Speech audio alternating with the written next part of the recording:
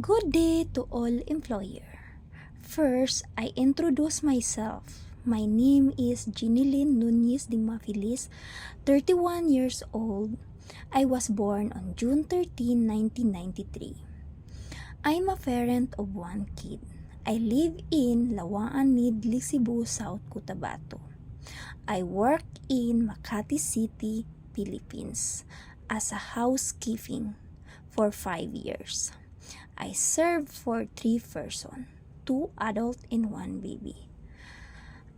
As a duty, I'm take care of baby, cooking, cleaning, ironing, washing clothes, and marketing. I'm a responsible person, hardworking, caring, flexible.